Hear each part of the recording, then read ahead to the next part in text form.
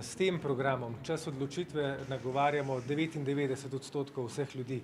Nagovarjamo vse tiste, ki delajo, pa niso slišali. Nagovarjamo vse tiste, ki prispevajo k skupnosti, pa niso slišani. Nagovarjamo vse tiste, ki postavljajo odgovornost do skupnosti pred svoje osebne interese, pa je to neupoštevano. Ker živimo v svetu, kjer sta zavladala denar, ki postal merilo vsega, merilo vsega uspeha in kjer se posameznika in njegov uspeh postavlja pred skupnost. Mi pa to postavljamo drugače. Postavljamo človeka na prvo mesto in postavljamo skupnost na prvo mesto. Nagovarjamo vse tiste, ki te vrednote delijo in ki hočejo skupaj z nami začeti zaustavljati družbeni razkroj, ki smo mu priča.